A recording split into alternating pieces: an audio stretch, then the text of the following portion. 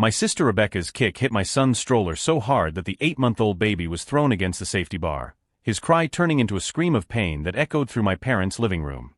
"Maybe now he'll learn to sit still," Rebecca said casually, adjusting her designer blouse as if she had just stepped on a dry leaf in the garden. My father laughed dryly from the leather armchair where he was watching the game. "Well done. This generation of kids is too spoiled." My mother didn't even look up from her interior design magazine. "Jim has always been too soft. The boy needs some real discipline." As I bent down to pick up my son Thomas, who was now crying desperately with a red mark on his little arm, I felt the blood boil in my veins. But I kept my expression neutral. Controlled. My name is Jim, and at 32 years old, I just witnessed my own family physically assault my baby because he cried during Sunday lunch. What they didn't know was that there was a security system recording every second. Growing up as the problem child in the Morrison family taught me many valuable lessons. Rebecca was always the golden girl, Columbia Law School, married to a plastic surgeon, living in a magazine-worthy penthouse in Manhattan.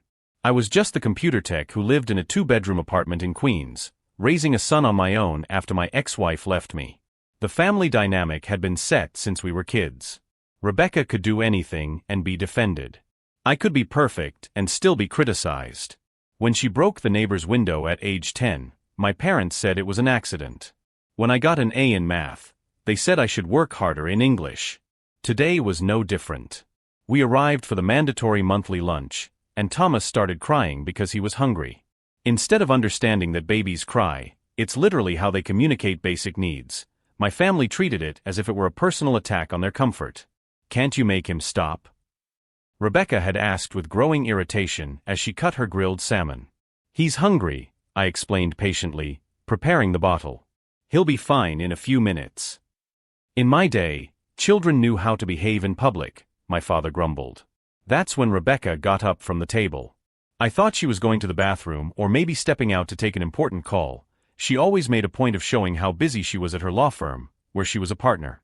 Instead, she walked straight over to the stroller where Thomas was lying and, without warning, kicked the side hard enough to move the entire stroller. The silence that followed my son's scream lasted exactly 3 seconds. Then came the collective approval of my family, as if she had done something necessary and courageous. "Finally, someone with a firm hand," my mother commented, returning to her magazine. I picked Thomas up, checking to see if he was hurt beyond the red mark that was already beginning to appear on his little arm. His little blue eyes looked at me with that total trust that babies have in their parents, the certainty that I would protect him from any harm. "I think we should go," I said calmly, putting Thomas back in the stroller. "Don't be dramatic, Jim," Rebecca replied, returning to her chair. "It was just a little tap to teach him boundaries." "A little tap," I repeated, my voice still controlled. "You kicked a baby." "You're overreacting as usual," my father interjected. "Rebecca just showed him where his place is." As I gathered Thomas's things and prepared to leave, I noticed something interesting. The security camera system I had installed for my parents the previous year, because Rebecca insisted they needed modern protection, was flashing discreetly in the corner of the room. All the cameras were active. Recording. They had no idea, but they had just perfectly documented the child abuse they had committed. And I, as the technician who installed the system, had remote access to all the recordings. If you're enjoying this family justice story, don't forget to subscribe to the channel to see how this situation unfolded in a way that no one expected. Because while they thought I was running away defeated once again, I was already mentally cataloging every frame of that recording and planning how to use that evidence in the most devastating way possible. The real lesson about boundaries was just beginning, and this time, it would be Rebecca learning where hers were. On the drive home, Thomas finally stopped crying in the back seat, but the red mark on his little arm remained vivid as a reminder of what had happened. I pulled into the first parking lot I could find and called my ex-wife Jennifer. "Jim? What happened?" Jennifer answered on the second ring, her voice immediately concerned. "Your sister kicked Thomas," I said bluntly. "During lunch at my parents' house." The silence on the other end of the line lasted for what felt like an eternity. Jennifer and I had ended our marriage on friendly terms after she admitted she wasn't ready for motherhood, but she still loved Thomas deeply. "She did what?" The disbelief in her voice was palpable. "Jim, are you serious?" "Completely. He was crying because he was hungry, and she got up from the table and kicked his stroller. My parents applauded her. "Jesus Christ," Jennifer muttered. "Have you taken him to the doctor?" "I'm heading to the emergency room right now," I replied, glancing at Thomas in the rearview mirror. "There's just a red mark, but I want to be sure. To fully understand what happened today, you need to know my family. Rebecca has always been the perfect child in my parents' eyes. She graduated magna cum laude from law school, became a junior partner at Hartwell & Associates before the age of 30, and married Dr. Kevin Matthews, a renowned plastic surgeon. She drove a Mercedes convertible, lived in a Manhattan penthouse that was featured in Architectural Digest, and had a social calendar that included charity galas and high society New York events. I, on the other hand, was the problem child who never lived up to their expectations. With a degree in computer science from a state university, I worked as a senior technician at a cybersecurity firm. I lived in Queens, drove a Honda Civic, and my greatest social achievement was being a single father. The disparity in treatment started early. When Rebecca broke her neighbor's computer at age 12, my parents paid for a new one and said, "Accidents happen." When I got a perfect score on the MIT entrance exam, they said, "One swallow doesn't make a summer," and that I needed to prove consistency. Rebecca could come home at 3 a.m. at 16 and get a "take care, sweetie." I came home 10 minutes after curfew and lost my allowance for a month. The difference in treatment intensified when Thomas was born. Rebecca, still childless after 6 years of marriage, constantly questioned my parenting decisions. "Don't you think you're being too permissive? Kids need structure, Jim. In my day, babies didn't dictate the family schedule." My parents backed her up with every criticism. When Thomas cried during last Christmas, my father muttered about lack of discipline, and my mother suggested that I might not be cut out to be a single father. Today was no different. We arrived for our monthly lunch, a tradition I had kept up hoping Thomas would get to know his paternal family, and normal baby behavior was treated as a personal offense. "You can't even control a baby," Rebecca had commented as Thomas cried. "How do you expect to raise a child without proper family structure?" "He's hungry," I had explained patiently. "Babies cry when they have needs." "Spoiled babies cry," she had retorted. "Well-behaved babies wait." It was my mother who suggested, "Maybe you should consider hiring a professional nanny, Jim. Someone with real experience in child rearing." What they didn't know, and I never mentioned, was that Thomas was an exceptionally calm child for his age. Our pediatrician, Dr. Harrison, constantly praised his easy temperament and healthy development. But at my parents' house, every sound Thomas made was amplified as if it were a public disturbance. They treated his presence as a tolerated inconvenience, not a visit from their only grandson. The situation came to a head when Rebecca got up from the table. I thought she was going to the bathroom or answering a phone call. She always made a point of showing how important her job was. Instead, she walked directly over to the stroller where Thomas was lying, staring at the ceiling with that innocent curiosity babies have for lights and shadows. The kick was deliberate. Calculated. Hard enough to move the stroller and send Thomas crashing into the safety bar. "There," she said, turning to me with satisfaction. "Now he has something real to cry about." My father clapped slowly. Finally, someone with authority. My mother didn't even look up from her magazine. "Children need to learn boundaries early, Jim. You should thank your sister." As I drove to the hospital, I remembered a conversation I had had with Jennifer a few months earlier. She had asked me why I insisted on taking Thomas to these family lunches when I always came home frustrated. "He deserves to know his family," I had replied. "Even if she's complicated." "Family isn't who you share your blood with," Jennifer had said. "Family is who protects you, supports you, loves you unconditionally. From the sounds of it, these people do the opposite." Now, looking at my 8-month-old son in the back seat, with a red mark on his arm from crying when he was hungry, I finally understood what Jennifer meant. But what my family didn't know was that I was no longer the shy boy who quietly accepted their criticism and belittlement. I was a father now. And fathers protect their children. They also didn't know that the security system I had installed in their house recorded everything in high definition, with crystal clear audio, and that I had remote access to all the recordings. What happened today wasn't just a moment of discipline, as they believed. It was documented child abuse. And I was already planning exactly how to use this evidence to ensure that no one would ever hurt my son again. The real education about boundaries was just beginning. And this time, it would be Rebecca and my parents learning the consequences of their actions. At the hospital, Dr. Martinez examined Thomas carefully while I explained what had happened. The red mark on his little arm was still vivid, and Thomas cried whenever anyone approached him too quickly. Fortunately, there are no signs of fracture or internal injury, Dr. Martinez said, adjusting his glasses. But this mark is consistent with impact trauma. I need to document this in the chart. Document? I asked, though I already knew the answer. Hospital protocol for possible child abuse. I'll need to contact social services. 2 hours later, I was being interviewed by social worker Karen Phillips, a woman in her 40s with kind but determined eyes. Mr. Morrison, I understand that a family member caused this injury, she asked, taking notes. My sister kicked his stroller because he was crying during lunch. My parents applauded her. Karen stopped writing and looked at me directly. They applauded? They said it was necessary discipline. That babies need to learn boundaries. 8-month-old babies don't have the cognitive capacity to understand discipline, she replied, returning to her notes. That's basic knowledge about child development. When we got home, my phone was already blowing up with messages. Rebecca had found out I'd been to the hospital. You're pathetic, Jim. Taking a baby to the hospital for a minor correction? You've always been a drama queen. My father was more direct. You're embarrassing this family. Stop this nonsense immediately. My mother opted for emotional manipulation. Your poor father is having heart palpitations because of your behavior. Do you want to kill your own father? I blocked all the numbers and called Jennifer. How is he?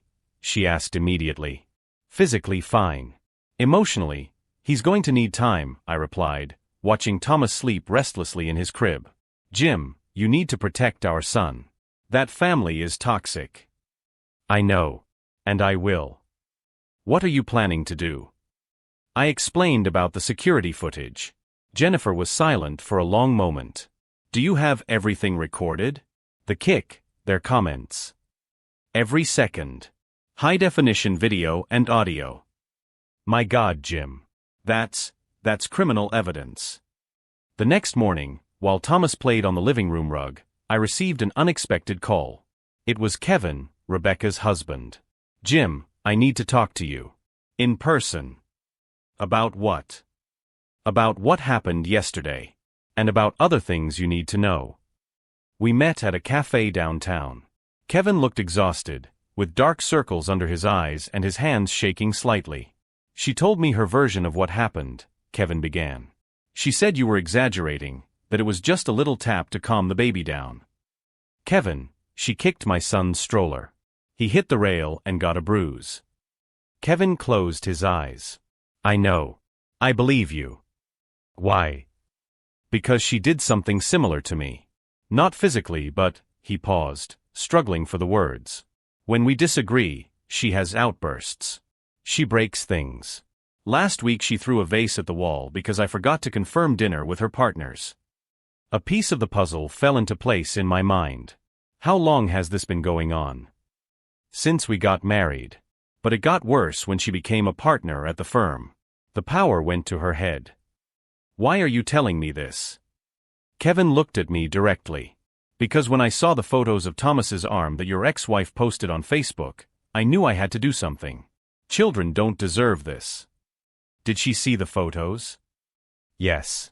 She was furious. She said you were defaming her, that she would sue for libel. That was the moment my decision was completely made. It was no longer just about protecting Thomas. It was about stopping Rebecca from hurting other people. Kevin, would you be willing to testify about her behavior? Testify where? If necessary, in court. Or to other people who need to know who she really is. Kevin hesitated for just a second. Yes. Yes, I would.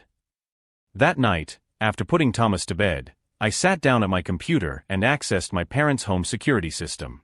The recordings were all there, organized by date and time. I downloaded the file from the previous Sunday. 5 hours of footage that included our arrival, lunch, and the incident. I watched it all again. The video quality was perfect. The audio captured every word that was said. The look of pleasure on Rebecca's face after kicking the stroller. My parents' cruel laughter. Thomas's desperate crying. But it also captured something I hadn't noticed at the time. The moment Rebecca got up from the table, she looked directly at one of the cameras and smiled. She knew she was being filmed. She wanted it documented. That realization changed everything. It wasn't a moment of impulsive anger. It was calculated. Premeditated. She wanted me to see it, to feel powerless against the family system that had always protected her. I called my cousin Paul, who works as an investigative journalist at the New York Times. "Paul, I need your professional help." "What happened, Jim?" I told him everything. I sent him an edited copy of the recording via secure email. Jesus Christ, Jim.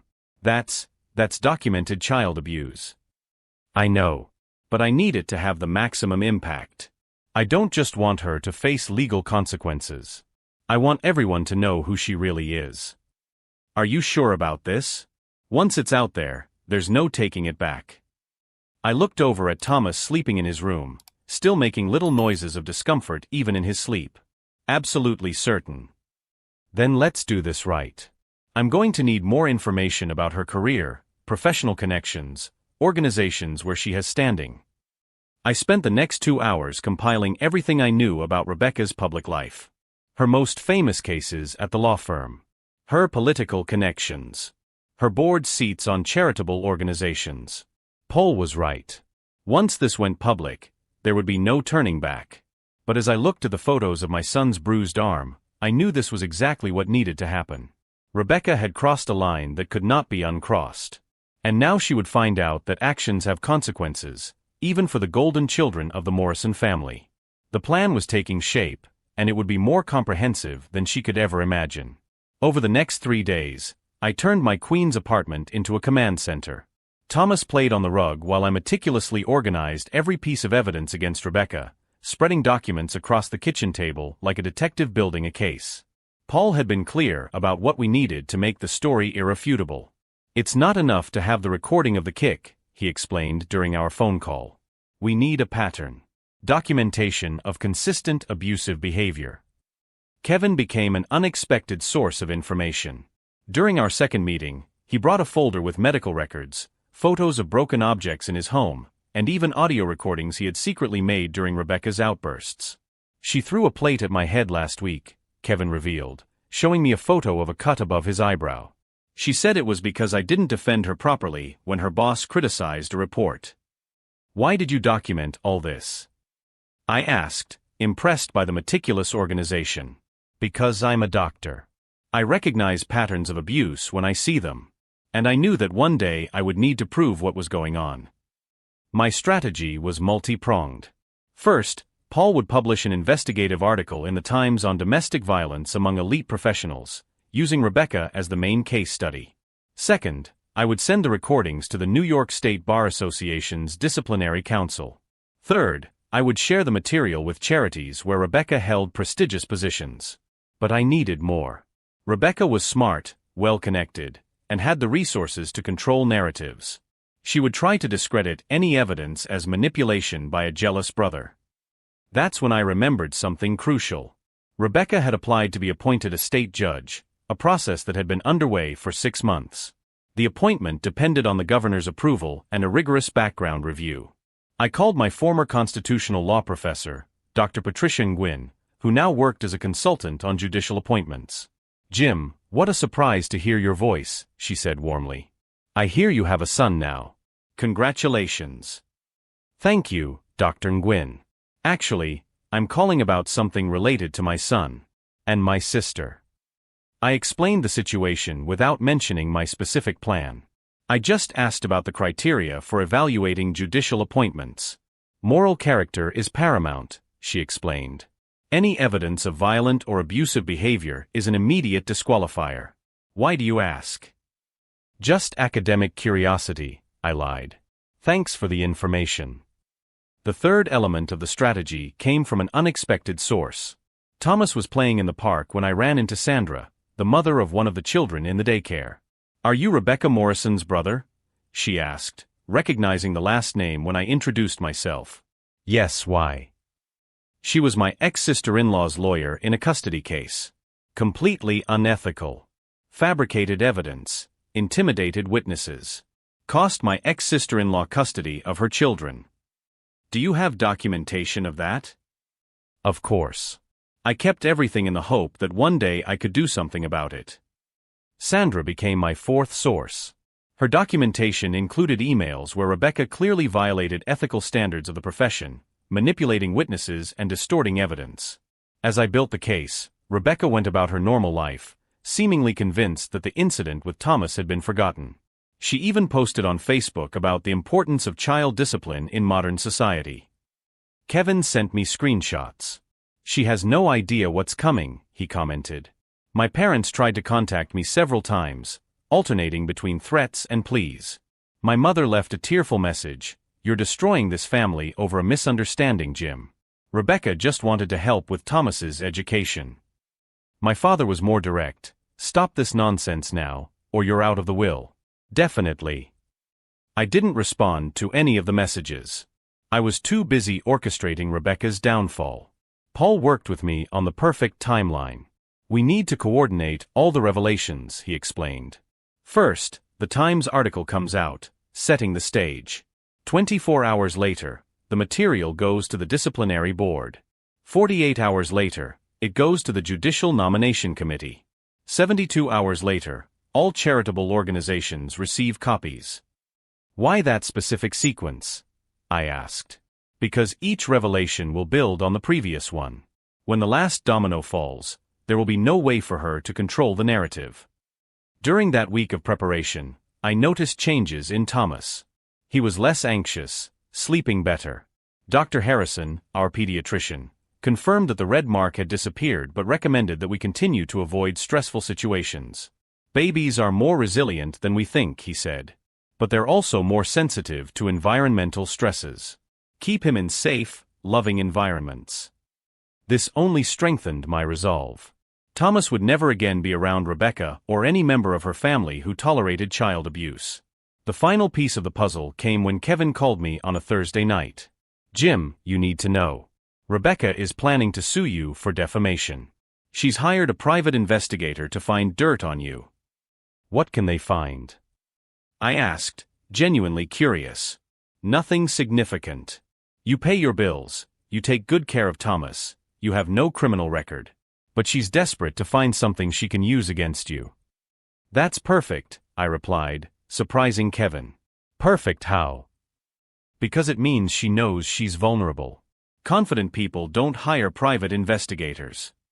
If you're following this journey of a father protecting his son, be sure to subscribe to the channel to see how this carefully planned strategy unfolded. On the eve of the plan's execution, I reviewed each element one last time. I found no flaws, only the crystal-clear understanding that after the next sunrise, there would be no turning back. Rebecca had kicked my son thinking she could get away with it, protected by the family system that had always shielded her from the consequences of her actions. But systems can be hacked. And I was, after all, a systems expert. What she didn't know was that her attempt to sue me for defamation would be the final catalyst that would make the entire operation not only justifiable, but necessary. Tomorrow, Rebecca Morrison would discover that some actions have consequences that echo far beyond the living room of one's parents' house. Monday, 7 in the morning. Paul's article went live on the New York Times website under the headline "Domestic Violence Among the Elite, When Prestigious Professionals Abuse Children." I was feeding Thomas breakfast when my phone exploded with notifications. The first name on my missed calls list was Rebecca. "You've ruined my life," she screamed when I answered. "Do you know what you've done? My office is being bombarded with calls. My picture is on the front page of the country's most important newspaper." "Interesting," I replied calmly, watching Thomas play with his toys.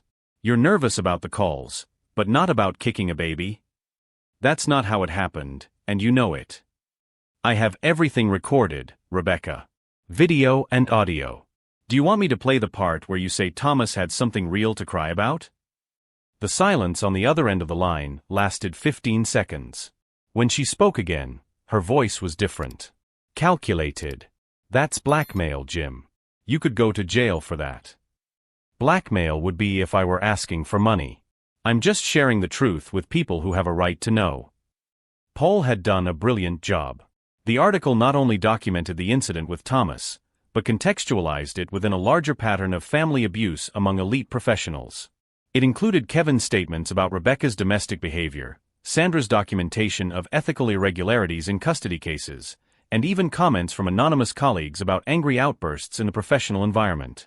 At 9 in the morning, I got a call from an unknown number. Mr. Morrison? This is Janet Walsh from the Bar Association's Disciplinary Council. I'd like to schedule a conversation about some allegations that have come to our attention. Sure. I'm available whenever you need me. How about today at 2? We understand you have video evidence. At 10 in the morning, Kevin called me, his voice shaking. Jim, she's out of control. She broke all the glasses in the kitchen and is screaming that she's going to sue you, the newspaper, and anyone who believes her story. Are you safe? I'm at my sister's house. But I have to warn you, she's hired a famous lawyer. Jackson Webb. He specializes in high-profile defamation cases. That's interesting, I replied, taking notes. Because suing for defamation would require her to prove that the information is false. And they're not. Exactly. At 11, I received an email from the Protected Childhood Foundation, where Rebecca had served on the board for 3 years. After careful review of the recent allegations, we have decided to suspend Ms. Morrison's participation in all foundation activities, effective immediately. At 11:30, Dr. Patricia Nguyen called me. Jim, I just read the article. Are you sure you want to go down this road? I'm absolutely sure. Because if this is true, and from what I've read it seems completely documented, it destroys any chance of Rebecca's judicial appointment. The governor can't afford to appoint someone with this kind of controversy. That's exactly the point. My God, Jim. You planned this methodically. I planned it to protect my son. And to protect other children who could be her victims in the future. By 2 o'clock, I was at the Bar Association headquarters with a high-resolution copy of the complete recording. Janet Walsh watched the video twice, taking detailed notes. Mr. Morrison, this is very disturbing. We have cases of inappropriate conduct, but physical violence against a child, she paused, removing her glasses. This is completely different territory. There are other documented cases of unethical behavior, I offered, handing her the folder Sandra had compiled. Janet leafed through the documents, her expression growing more serious with each page. Fabrication of evidence, witness intimidation, violation of client-attorney confidentiality, she muttered. Mr. Morrison, with your permission, we would like to open a formal investigation immediately. You have my full cooperation. At 3 o'clock, as I was driving home, I received a call from a private number. Jim. The voice was familiar, but it took me a few seconds to recognize it. It was my mother, and she was crying. Mom. Your father is in the hospital. He had a heart attack after he saw the paper. For a moment, I felt a pang of guilt. But then I remembered his laughter when Rebecca kicked Thomas. Is he going to be all right? The doctors say he will. But Jim, she paused. I know you're angry, but this has gone too far. You're destroying the whole family. I haven't destroyed anything, Mom. I just revealed what was already there. Rebecca is devastated. She could lose her job, lose everything. And what do you think she should lose after kicking a baby? My mother was silent for a long time. I don't know what to think anymore. Then maybe it's time to start thinking. At 5 o'clock, Paul called me with an update. The article has over 200,000 shares. We're getting hundreds of comments from people sharing similar experiences of normalized family abuse. And the professional reaction? 3 major law firms have already issued statements distancing themselves from Rebecca. Her firm has been in crisis meeting since noon. At 6 o'clock, as I was feeding Thomas dinner, my doorbell rang. I looked out the window and saw Rebecca standing at my door, visibly disheveled, her clothes rumpled and her hair uncombed. I opened the door but kept the chain on. You did it, she said, her voice hoarse. You really did destroy me. I didn't destroy you, Rebecca. You destroyed yourself when you decided to kick my son. He was making too much noise. He's a baby. Babies make noise. You don't understand. I was stressed. Work, marriage, the pressure. And you took it out on an 8-month-old child. Rebecca leaned her forehead against the door. My marriage is over. Kevin filed for divorce this morning. My office is considering firing me. The judgeship, it's gone.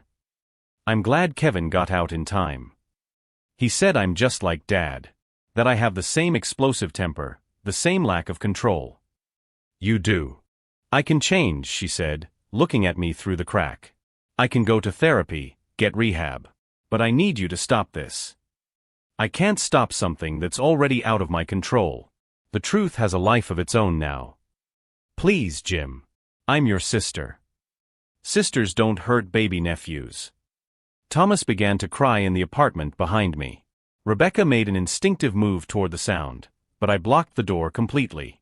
You're never going to get near my son again, I said firmly. Never again. Rebecca backed away, her tears finally spilling over. I didn't want it to come to this. Then you shouldn't have kicked a child. I closed the door and locked all the locks. Through the window, I watched Rebecca stand on the sidewalk for nearly 10 minutes before finally getting into her car and driving away. At 8 o'clock, I received an email from Hartwell and Associates. Rebecca had been placed on indefinite administrative leave, pending an internal investigation. At 9 o'clock, Kevin called me. Jim, she's saying she's going to kill herself. That she has nothing left to live for. Do you think she means it? I don't know. But I thought I should let you know. Kevin, you did the right thing divorcing her. Don't let her use emotional blackmail to manipulate you back into it. I know. Just, be careful, okay? Desperate people do unpredictable things. That night, after putting Thomas to bed, I sat in the living room of our apartment and took stock of what had happened in just one day. The New York Times article had been shared more than 300,000 times. The video of the assault, though Thomas's face had been blurred to protect his privacy, was being used in discussions about child abuse across the country. Rebecca had lost her position on the charity board, been suspended from work, lost her marriage, and her nomination for the bench had been withdrawn. But more important than all of that, Thomas was safe. And other children would be safe from Rebecca in the future. As I checked my last notifications of the day, one message caught my eye. It was from a woman named Patricia Santos. Mr. Morrison, I'm an investigative journalist with CNN. I would like to talk to you about the possibility of a television interview. We believe your story could help other families facing similar situations. I smiled for the first time in weeks. The real transformation was just beginning. Rebecca had kicked my son thinking it was the end of the story. In fact, it was just the beginning of a new narrative, one where children are protected and abusers face real consequences. What she would discover in the next few hours would make everything that had happened so far seem like just the warm-up. 6 months later, I was in the kitchen of our new apartment, a bigger, safer place I was able to buy with my promotion, when I got the final call from Paul. Jim, it's over. The disciplinary board has permanently revoked Rebecca's license to practice law in the state of New York. Thomas was in his high chair, clapping happily as he ate his fruit. No longer was he the anxious baby who cried when he heard loud male voices. What about the criminal case? I asked, watching my son play fearlessly. She took a plea bargain. 200 hours of community service, mandatory anger management therapy, and she's barred from working with children for the next 5 years. Kevin had become an unexpected ally after the divorce. He called me the week before with an update that surprised me. Jim, she's in serious treatment. I don't know if it's genuine or just to impress the judge, but for the first time in years, she's admitted she has a problem. That doesn't undo what she did to Thomas, I replied. No, it doesn't undo it. But maybe it will prevent it from happening to other children. The CNN interview had aired 3 months earlier. Patricia Santos had done an exceptional job, focusing not only on our story but on the broader pattern of normalized child abuse in dysfunctional families. The impact was immense. I received hundreds of messages from other parents sharing similar experiences. Many found the courage to confront family members who had normalized violence against children. My parents never apologized directly, but my mother began visiting me weekly. She watched Thomas with an expression I had never seen before, something between regret and protection. "I didn't realize it at the time," she said during a recent visit. "When you were little, I thought that was how you raised children. My mother did the same thing to me." "Patterns can be broken," I replied, watching Thomas teach my mother how to stack colored blocks. "But someone has to decide that they stop here." My father still didn't speak to me, but I learned through Kevin that he had donated a significant amount of money to child protection organizations. His silent way of acknowledging his mistake. Rebecca tried to contact me only once after the sentence. It was a long email, full of justifications and pleas for forgiveness. It ended with a sentence that stuck with me: "I became everything I swore I would fight against when I became a lawyer." I didn't respond. Forgiveness is a gift you give when you're ready, not when it's asked for. What surprised me most was how the experience transformed my own perspective on fatherhood. Before, I navigated Thomas's upbringing with constant anxiety, always questioning whether I was doing it right. Now I knew with absolute certainty that my job as a father was to protect him, respect him, and teach him that his voice matters. That he should never accept being diminished or hurt by anyone, especially family. Dr. Harrison, our pediatrician, noticed the change during our routine checkup. "Thomas is blossoming," he observed, watching my son explore the office with confident curiosity. "Children who grow up knowing they are protected develop a more solid sense of self-worth." "He knows I'll always be there for him," I replied. "That makes all the difference in the world." The most powerful lesson came from an unexpected source. During a family therapy session my mother had suggested, the therapist asked a simple question that changed my perspective. "Jim, what do you want Thomas to remember about how you responded when he needed protection?" The answer was immediate: that I never hesitated. That he always knew he could count on me, even when it meant standing up to the whole family. Today, Thomas is 1.5 years old. He runs around the house, laughs loudly, and sings songs he makes up. When he cries, I comfort him without rushing. When he needs boundaries, I set them gently, never with violence. He will never know the details of what his aunt did, but he will grow up knowing that he was protected when he needed it. The latest update on Rebecca came from Paul. She had gotten a job as a consultant at an organization that helps professionals rehabilitate after losing their licenses. The irony was unintentional, but perhaps appropriate. "She seems different," Paul commented. "Calmer. Less arrogant." "People can change," I replied. "But change doesn't erase consequences." If this story touched you, especially if you are a parent, subscribe to the channel for more stories about the importance of protecting our children, even when it means confronting our own family. Because in the end, it doesn't matter how many relationships you have to sacrifice or how many family traditions you have to break. When a child needs protection, you protect them. It's that simple. Rebecca kicked my son thinking she could get away with it, protected by a family system that had always shielded her from consequences. She learned that some systems can be hacked, and that some consequences echo forever. Thomas is safe, confident, and growing up in a home where his voice is celebrated, not silenced. And me? Well, I've discovered that parenting isn't about being perfect. It's about being brave enough to do what's right, even when it's hard. Especially when it's hard.